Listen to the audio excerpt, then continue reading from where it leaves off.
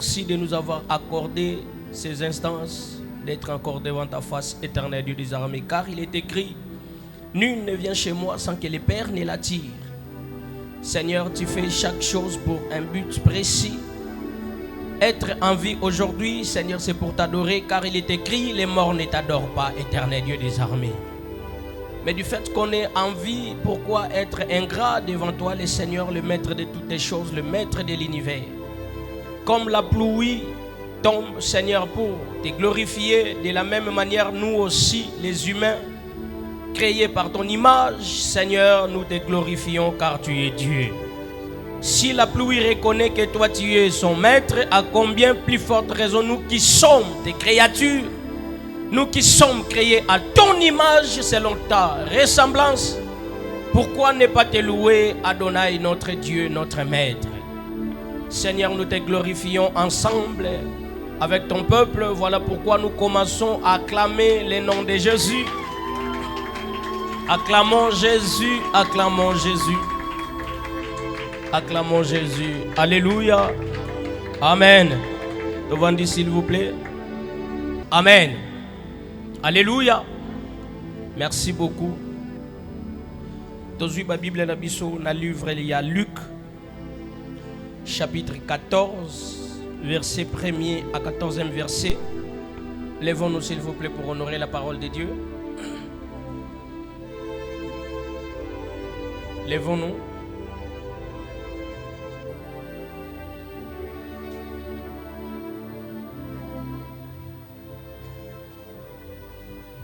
Amen. Luc 14.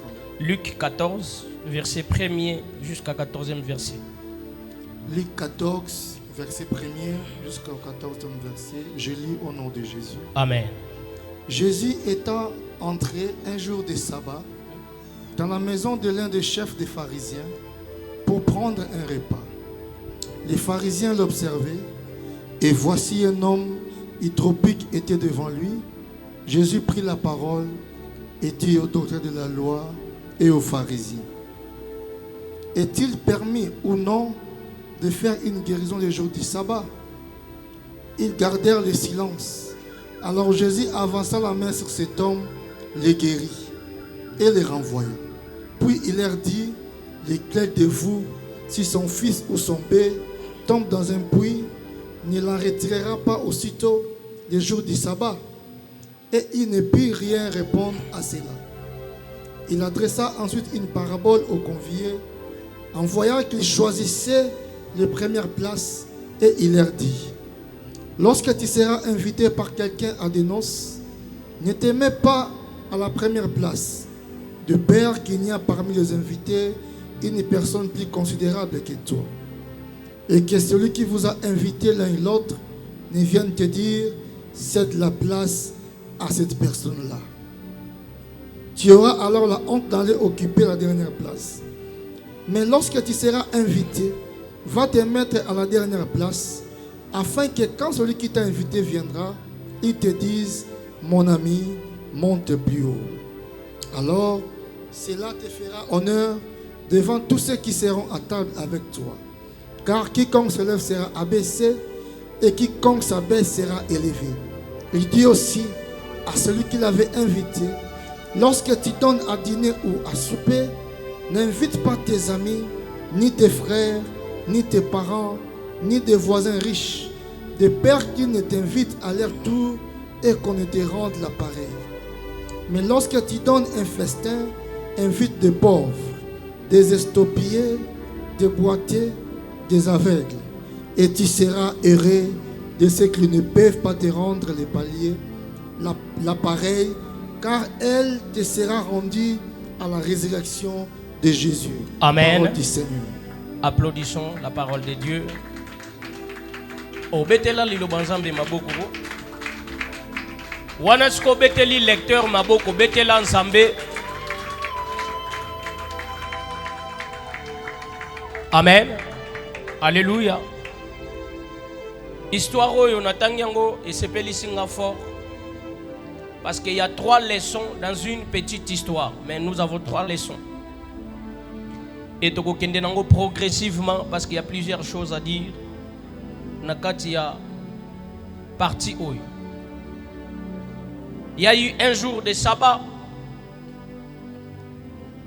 Comme on dit sabbat, c'est le 7e jour de la semaine. J'ai toujours dit et répété à chaque fois, le 7e jour de la semaine, ce n'est pas le dimanche. Alléluia. Le 7e jour de la semaine, c'est dimanche, c'est mokolo te, mais c'est le sabbat. Alléluia. Le sabbat, c'est le samedi. C'est ça le 7e jour de la semaine, mais ce n'est pas le dimanche. Parce que le dimanche, c'est le premier jour de la semaine. C'est le 7e jour de.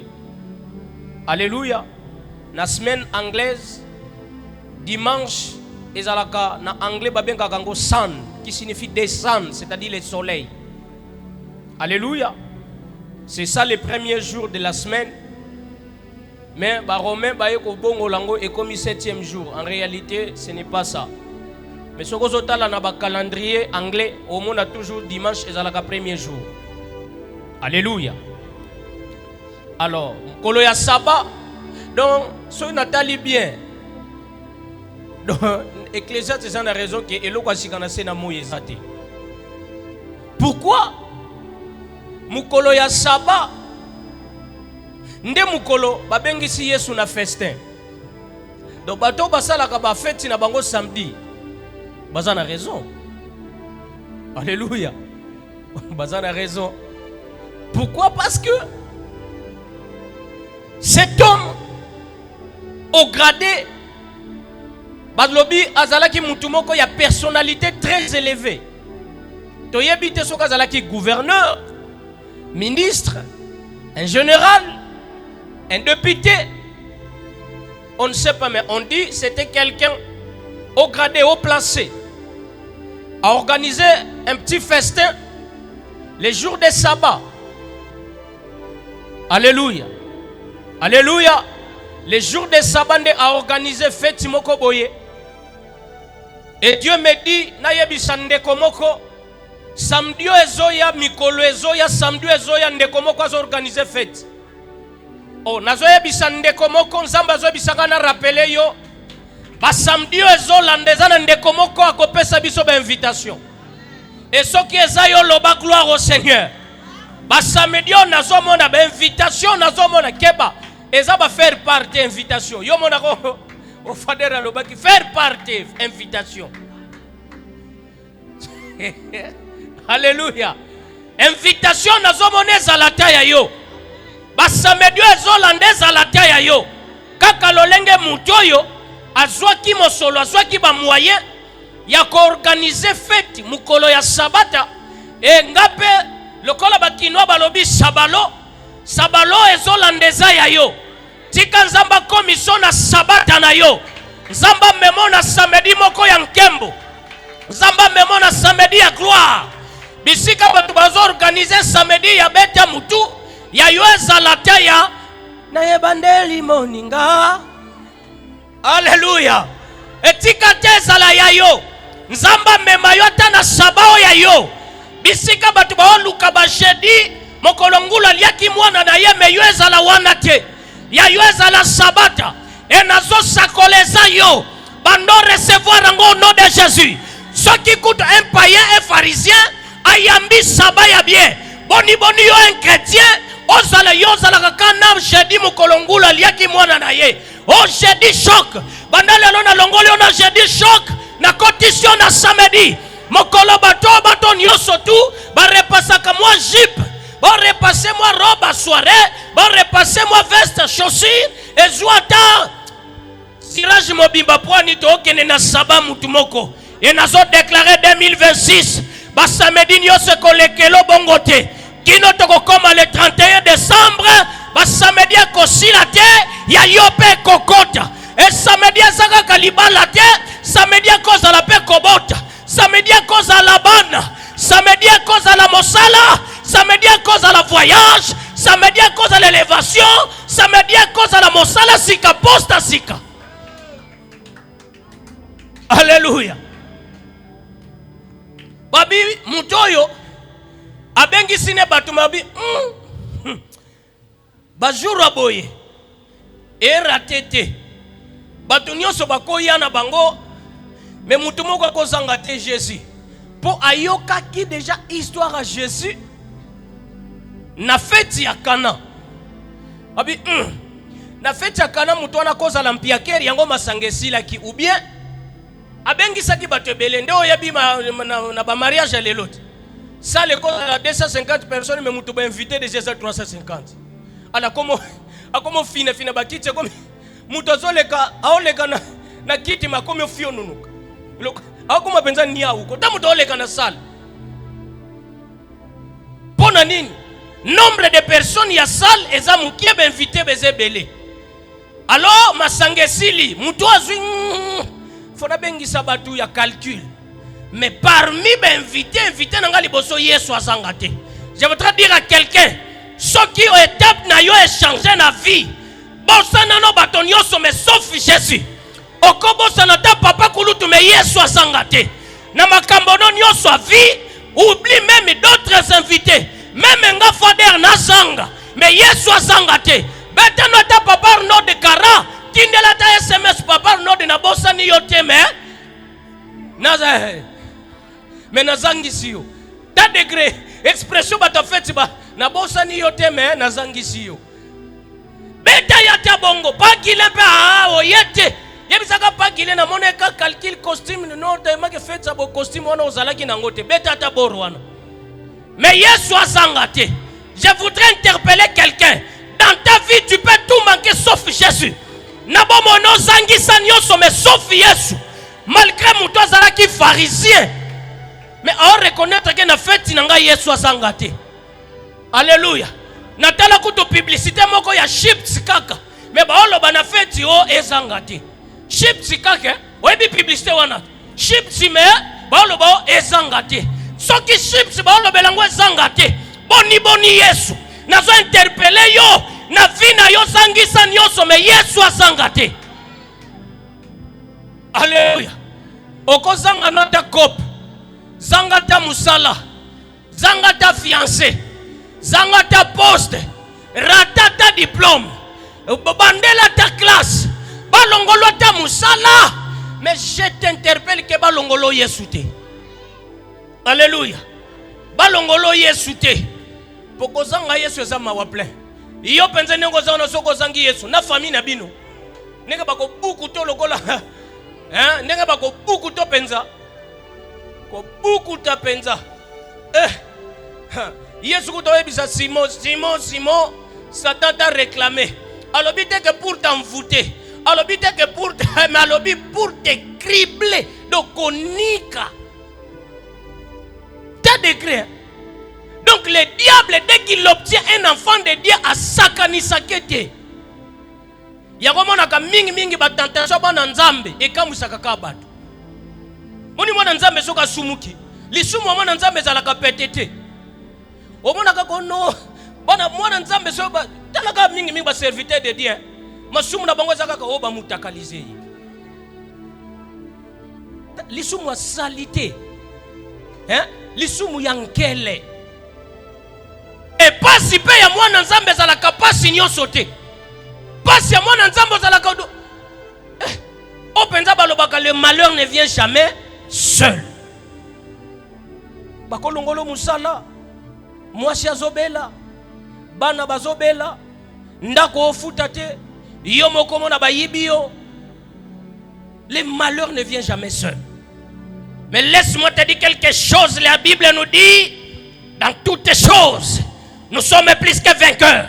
Laisse-moi encourager quelqu'un ce soir. Yo mutu bazo nyokola. Yo mutu bazo bebingi sanandenge nyoso.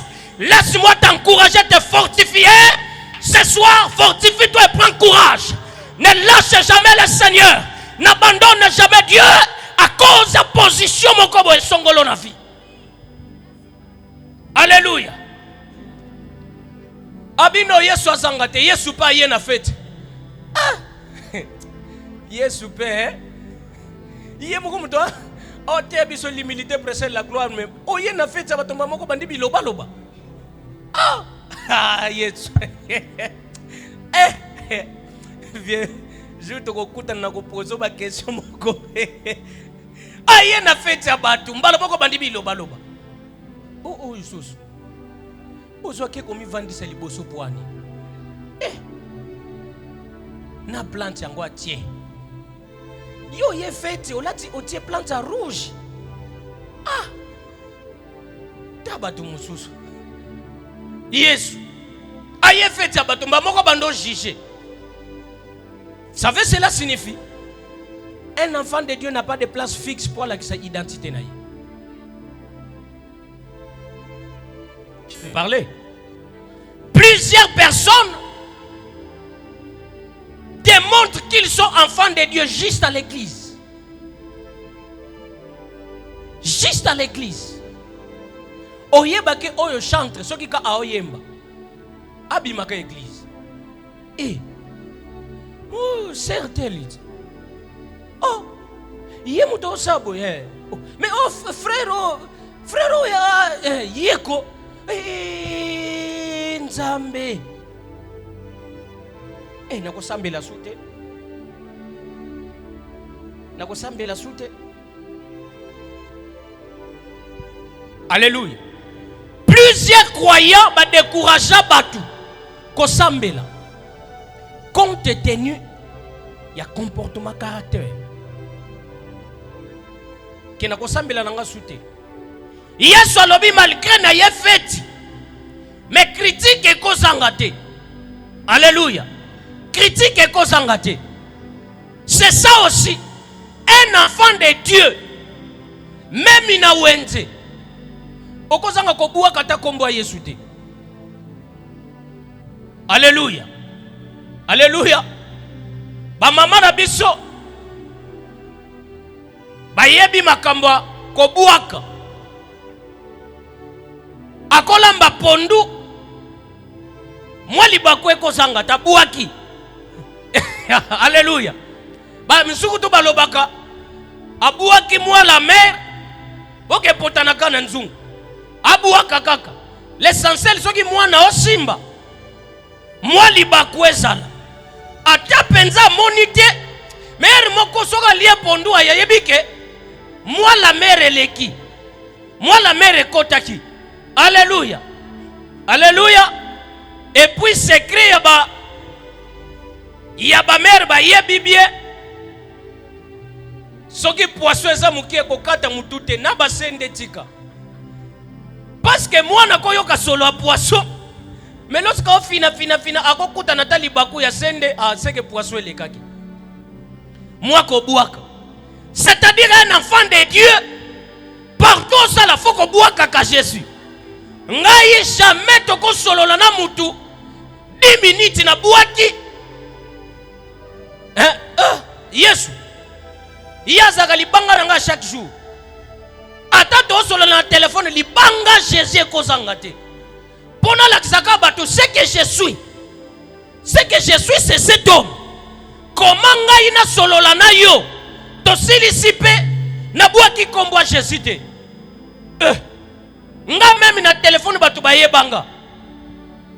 Jour moko to komona ye aza changer bi ba changer ba lela lare. Na o yaka boepe na culte.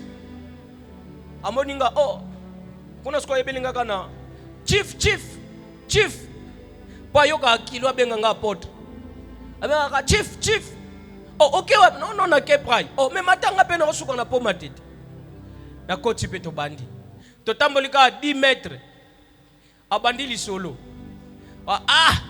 bino siko soka bo bando solo la na bino mbala moko verset biblique ezanga katena ne sio papa nini susu ngala vandi na nini susu soki li solo ni na fondaki wana abi me chief bino pe na o comprendre bino te sikonde nini yango biso to koza courage ndenge nini yako ye église mais tandis que bino moko bo sala makambo mabe na église bato ba sala mabe mbala moko bore ne bishe papa bona arche de Noé nini ezalaki kuna nio kakota kite o akotaki lion akota kite o akotaki loup akota kite o akotaki Ligorodo, à côté de toi, na caméléon. L'arche de Noé aujourd'hui, c'est l'église. À l'église, on doit avoir les sorciers, les voleurs, les koulouna, les escrocs, les menteurs, bato balinga basi, bandumba, batiel, tout. L'église, il faut basal. Mais sans oublier, il y a eu aussi les pigeons. À l'église, on peut tout contenir, mais les pigeons aussi, il faut basal. Yeah. Voilà pourquoi j'ai toujours dit, c'est pas tout le monde qui vient à l'église est saint. Voilà pourquoi même Dieu lui-même dit, c'est pas tout le monde qui dit Seigneur, Seigneur. Alléluia. À l'église, il faut corbeau azala. Kombe, il faut azala. Noir nzoto nyoso memota shikaya pembe. À l'église, nous avons des croyants comme ça. Vrai fa kwa me Yesu ka mukie lidodo. Do ezana batu mususu bapana na vina bango Yesu batieka ka niomi. Do banomika Yesu akonomika na vida bango.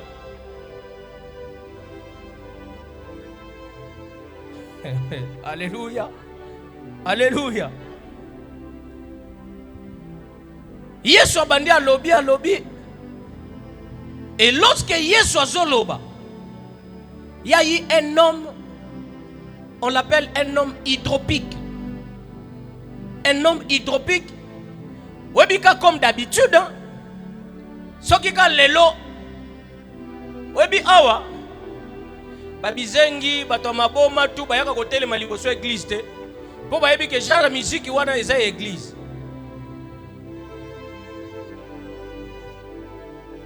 Alléluia. Po bayebi ka genre musique wana eza église.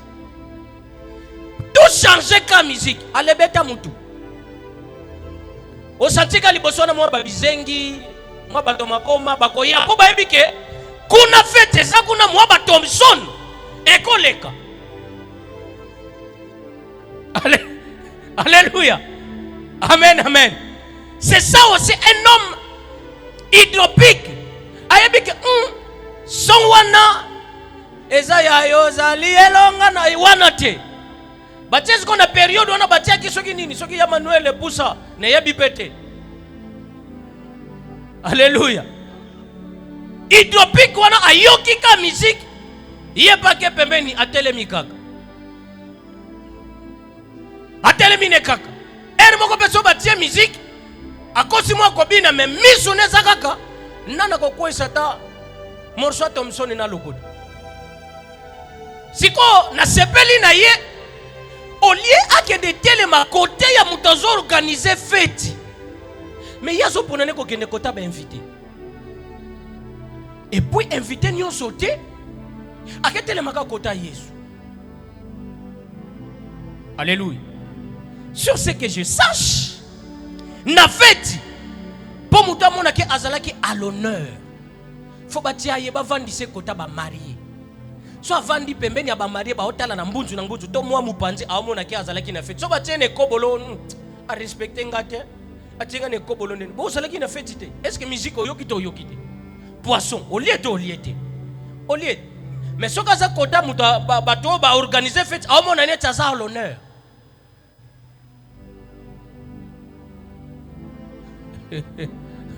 Alléluia.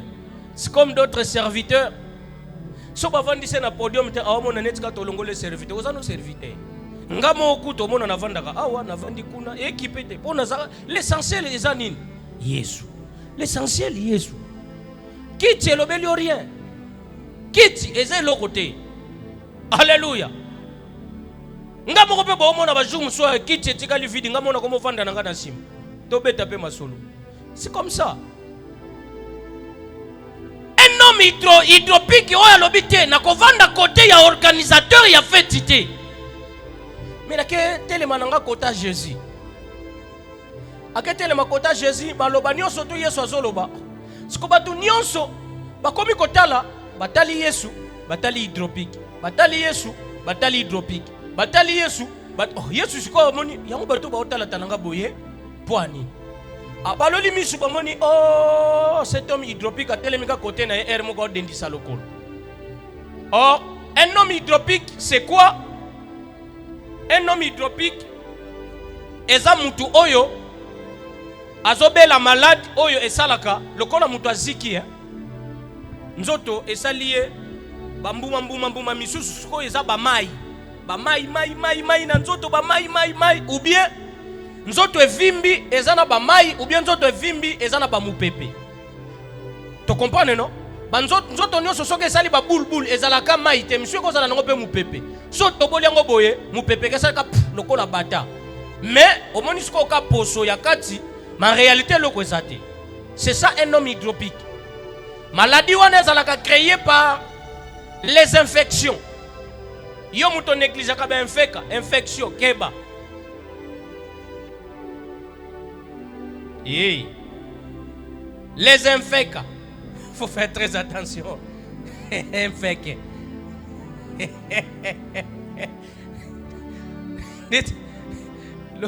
Lobi to kenda ki quelque part. Muto azokota kosomba. Depuis azalaki na porte, ti aye na caisse kabo.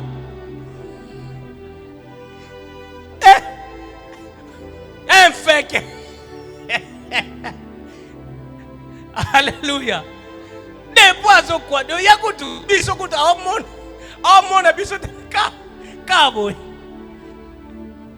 Biso totale open za infect please. Alléluia. C'est dû aux infections de mutuabeli malade wana. Et puis les infections transmissibles alors bakoma ki na niveau bakoma ko se mettre à l'écart. De so ba monière moko poussa kuna longwa oyebi maman bateka soki mutu liboma ole ka pembeni ya longwa bengana ke kamona ka mala bako jo adiote loko akimi mutu wana pa koma ki ko vivre na babiloko wana moko batali kolo fait alobi atindi bakad ba protocole mais bo bengana mutu wana ko yeso abi ochikai. Est-ce que kati na bino ndenge bozabo ezana mutu moko mpunda nako dinda na kati ya libulu mukolo ya saba e abimisiete atiki kati mukolo oyo ya sabate? Est-ce que cause? Pourquoi? Parce que Jésus avait besoin de guérir mutu. Mais tellement qu'il y a eu une instruction Yesu akobi kisa mukolo sabate Yesu abandina la première des choses qu'on interpeller conscience na bango. Vous comprenez? C'est-à-dire quoi? Avant que Jésus fasse quelque chose dans ta vie, la première des choses que Jésus fait, c'est l'interpellation conscientielle. Si Dieu n'interpelle pas ta conscience, je te dis que miracle est possible. Alléluia. La première des choses que Jésus fait dans la vie d'un croyant, c'est l'interpellation des consciences. Alléluia. Alléluia. C'est ce que même Pierre et Jean ont imité. Liboso ya porte la belle et bon sono badaka ko senga mbongo. Balobi lorsque moni Pierre na Jean aotala bango oyebi pe Jean Pierre alobaki nini? Regarde. Alinga kimisa miso audité, regarde-moi. Regarde-moi. Si tu veux que Dieu change ta vie, Dieu te dit ce soir, regarde-lui. Que tes regards ne se détournent point de Jésus, mais que tes regards soient juste fixés sur Jésus. Et voilà pourquoi David dit, je ne lève pas mes mains, mais je lève quoi? Mes yeux. Vers qui? Vers les montagnes. Plusieurs personnes échouent dans la vie au lieu de lever le regard à Jésus, mais ils élèvent les dikos, les mbunzu. Au lieu de lever les vers Jésus, mais tu lèves les mains. Dieu a besoin de ton regard. Dieu a besoin de ton regard. Dis à voisin, bouge ton voisin. Allez, bougez, bougez. Et non seulement Nzambazana poso talaye, mais Nzambazana posa otalelaye. Alléluia. Pourquoi? Parce que fixer à quelqu'un les regards, c'est l'objectif ou c'est le but de dire que Nazota est là. Yo. Enga eloko ne sepela kanangwe pas Jésus soko talelié à lobby jamais mon total est ayoki sama soni. Un homme hydropique oyo malgré nature na yeba mai nazoto esali salié makeka pembe na Jésus aloba na yete meher moko abeta kalokolo aloba nete l'essentiel kaka Yesu amona ye. Alléluia. Parce que makele la musique à comprendre que na makele la musique o Yesu oyokane ngate. Mais tika kana kende pembe na Yesu na bouger kaka. Moko Yesu ako fixer regard a omona nga kaka. Dalingina bisande komoko. Ba vaye vieno ndako église. Ce soir Yesu azomona yo.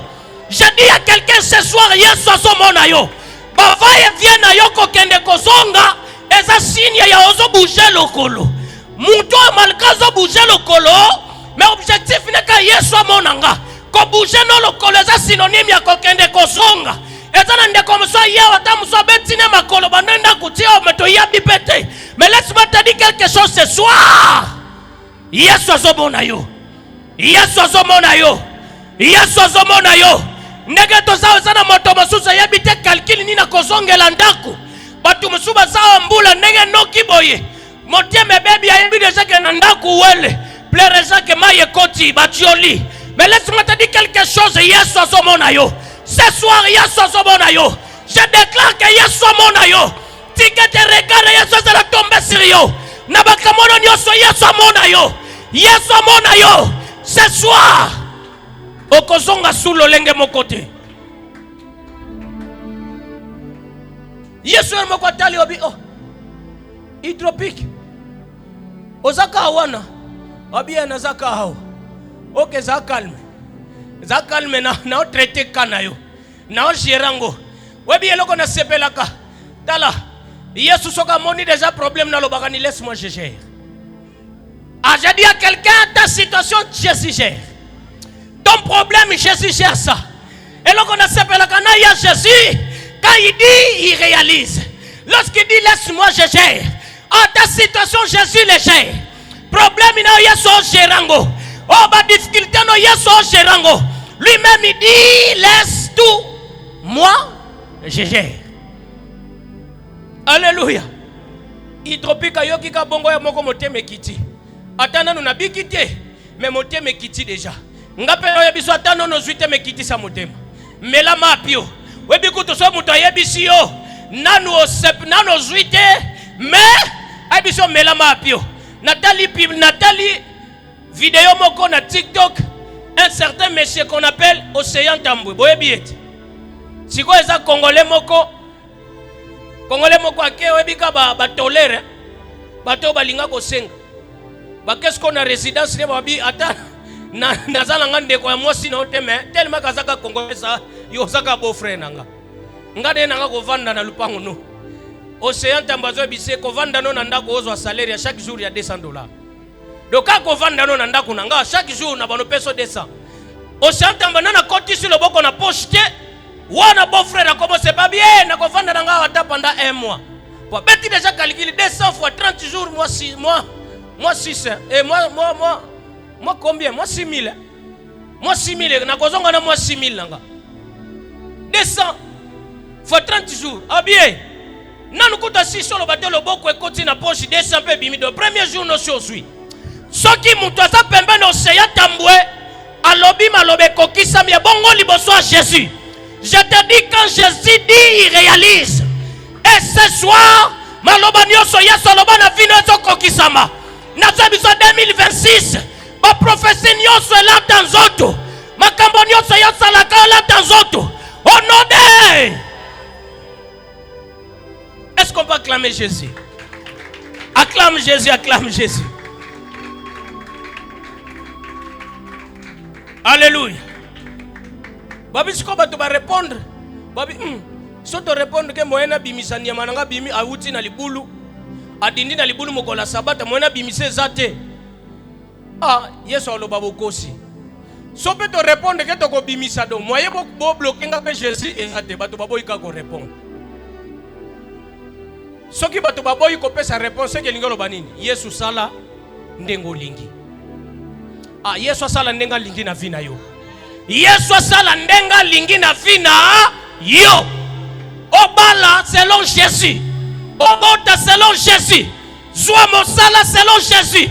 Mata selon Jésus. Bonga selon Jésus. Teya selon Jésus. Yemba selon Jésus. Koma bisika Yesu alinga. Bisika Yesu azokana yo koma. Volonté batomo kilia salema te. Mais ya Jésus salema. Je déclare ça. Et tant que le ouin de Dieu ce soir. Soki nzamba benganga yesaleme lobongo. Alléluia. Ah, et là on a servi nango hydropique yo. Ah.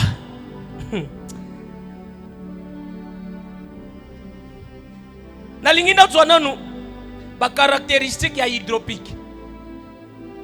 Caractéristique ya hydropique. Muto azobela ba maladi wana. Caractéristique nango premièrement eza gonflement excessif. C'est-à-dire nzoto et comme vimba. Bato musupe eza libumwe comme vimba. Ballonnement. Il y a ventre. Hein? Ventre so comme betango boy. Le ko la ballon kakati. Ting. Et ça peut maladie. Et ça ba ballonnement na yote ya constipation te yo sikolongo lo ba constipation na nga eza maladie te. Voilà ça nango trouble digestif wana. Alléluia. Ezana batu mususu azobela libumu oba to so balobaka peut-être on ndikila te. Et ça vraiment maladie wana. Alléluia. Alléluia. Amen. Gonflement excessif ya nzoto. Tout le monde a genou et vimbi. Tout le monde a ngono mutu mususu genou et vimbi.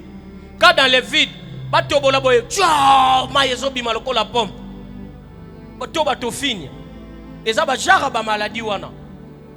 Gonflement excessif. Libumu e vimbi, loboko e vimbi, genou e vimbi, cheville e vimbi.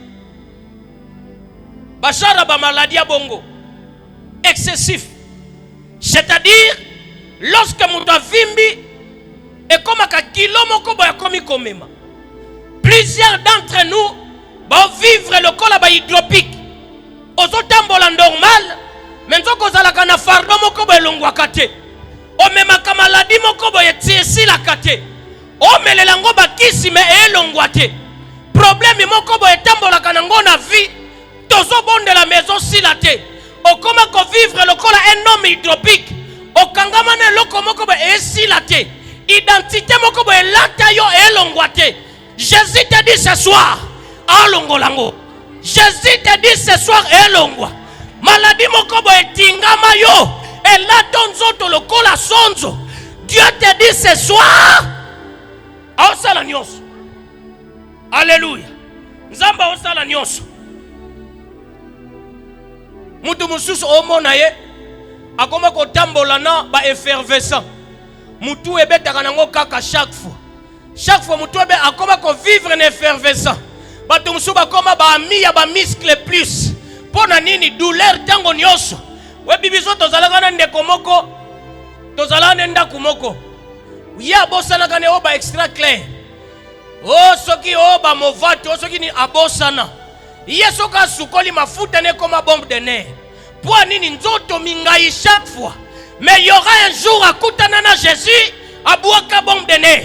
Je voudrais dire à quelqu'un, et l'on peut comme consolation d'ailleurs, mais ce que Koutanina Jésus, la véritable consolation. Nazabiso ce soir, au Koutanana, le vrai consolateur, son nom c'est Jésus. Son nom c'est Jésus, celui qui console tout le cœur. Voilà pourquoi il dit, il est le consolateur des âmes abattues. Yo muto ame abattu. Mosala te. Libala te. Me mozana libala nyongo. Obali pe boye. Makambezo simba te. mosala ezoya te, kope ezo marché te, otia biloko na wenze batu beko defa ba ofuta baniongo te. Mobali akende kopi bo depuis patron Amélie salaire et futa mate. Ndaku boko ko futa te. Laisse-moi te dire quelque chose. Okutana na le vrai consolateur. Batu usuba koma ko tambola bilongia batu. Muto kanisa bizo to yebaka na tangwa kala. Bato bazalaka ba otambola ba oloba loba na nzela zaka bakoko. Mais lelo mona na bana mikia otambola oloba nzela nzela pona problème équipé soute. Nazo biso quelque chose. Lelo kutani na le véritable consolateur. Son nom c'est Jésus. Alléluia. Alléluia.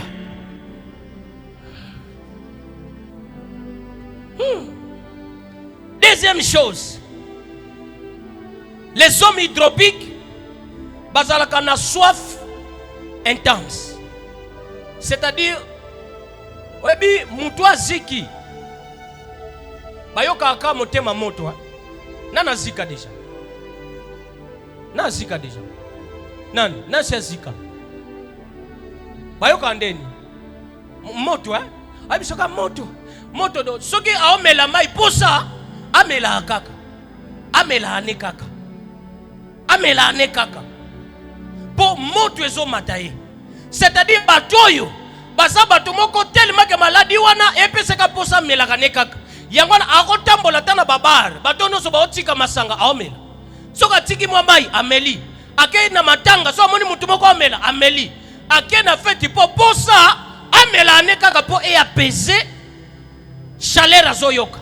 Nazo bisazana batu moko bakoma ko vivre lokola ba hydropique. Kolia akelia pa ba manchoni. Kolala akelala pa ba yasha. Bilamba evanda ka pa ba filemo. Ye moko lipapa ya kodefa. Mbongwa classe ake senga noko lumfwankenda. Oh soki bana babeli ake peut-être ake tele mananzela. Sunga lisalisi, sunga lisalisi. Sunga aveugle. C'est-à-dire mutu yeko senga koma na nature identité ya sopeka. Soko kuta ni na koma deja ne longia ko senga. Oyebi ezana batu mususu. Otali ke longino oyebi deja ko eza elongia ko senga. Donc soki ka moni atebisi sio elongi ba moko. Yo moka comprendre deja ngoyo inter qui demande. Alléluia. Donc ko senga esi la te. Ezana batu so ko senga 15 personnes dans même jour. Yozo kaniseza yeza yete papa seleki ba posa esi la te. Posa esi la te.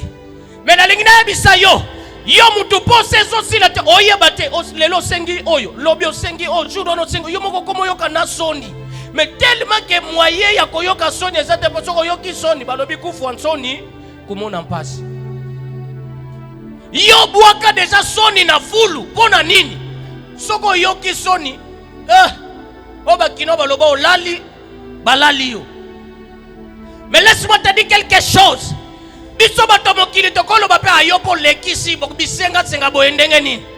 Ya quelqu'un ayoka kane ko bisenga senga ya batu soni te.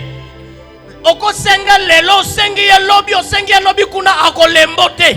Son nom c'est Jésus. Omoni même ngabo e fader okobenga nga fader ebondela pona na sambeli pona yo. Lobi fader ebondela pona na sambeli pona yo. Fader ebondela tishu muso benga nga bone biso ke papa pardon. Alléluia. Nabi saboni mboni ko yope. Kena papa pardon da sambela pona yo. Tishu muso papa no de ba biso ke papa gile. Ba gile biso muso te ke pa frère Beni. O frère Beni yemba tete to biso akoma na onction ba gato bivens. O monta salisa suki. Azana onction. Alléluia. Amen, amen. Alléluia. Maman qui les inverse. Frère Ben Sali Sissou qui papa Kati Sissou. T'as inverse. Au moins inverse. Contradiction. Contradiction quoi. Ah, gloire au Seigneur. Alléluia. Amen, amen. Moto ba possède aussi la terre. Mais anande komoko, ami fidèle, on appelle l'ami fidèle, son nom c'est Jésus. Martha Lobi, Ah, maître, si tu étais là, mon frère n'aurait pas dû mourir. Si tu étais là, Yesu dit, oh Marthe, ne t'ai-je pas dit, si tu crois, tu verras la gloire de Dieu.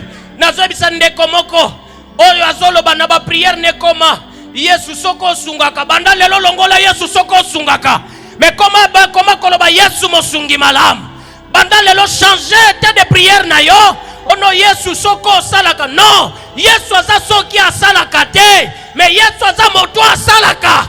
Celui qui est le premier et celui qui est le dernier. Alléluia. Wabi bato ba koma na ba prière na bango tellement que pas celui qui ba komi même ko ignorer existence ensemble. Oh Yesu soki osalaka. Yesu soki oyokaka losambo. Yesu soko yanolaka losambo. Nani ngo yebisio Yesu aza muto basoki. Ezana bato musume basala ngo pe na nzembo. Oh Jésus, tu as la capacité de changer ma vie. Ah, bonne abomination boyeko. Jésus a la capacité. Jésus n'a pas la capacité. Mais Jésus est la capacité. Au sens ni yanswana. Jésus n'a pas la capacité. Mais Jésus est capable. C'est-à-dire, quand on parle de la capacité, on voit Jésus. Je dis à quelqu'un, longola ma prière yakobanga, ma prière incertitude. Nzambe soko bali sariti poa ninga ite. Banda lelo loba loleng lokola rita balanga pe na zobal. Lokola ana bota ngape na zobota. Lokola entela zoki musala ngape na zozwa. Ah, soki batu bazoma taba avio yope mata.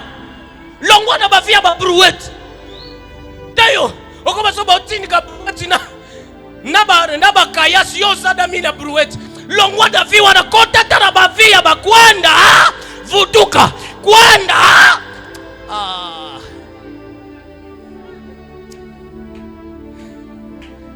Alléluia. Alléluia. Oui, bezala batu mususu du 1er au 30.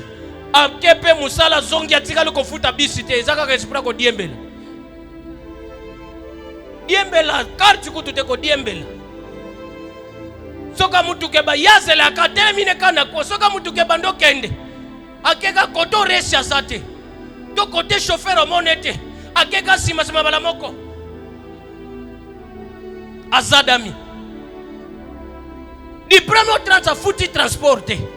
Nazo biso nzamba longolo na betapo wana. Betapo zoye batel lobby tokolia nini? Batu ba raisonner déjà basala ta ba calendrier na ndako be déjà lundi tolia ka pondo madesu. Yo koma ko raisonner lobby na butu, o raisonner lobby tokolia nini? Nzamba longolo na betapo wana. Alongolo na ba vi wana. Le Dieu est capable de tout changer et peut le faire encore aujourd'hui. Car Dieu est le même hier, aujourd'hui. On acclame les Jésus, on acclame Seigneur.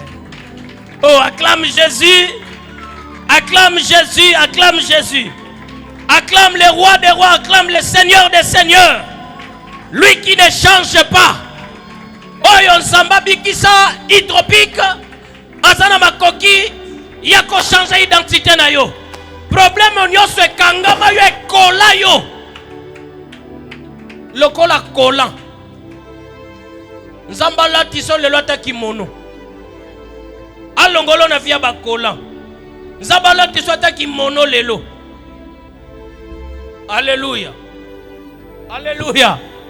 Amen, amen.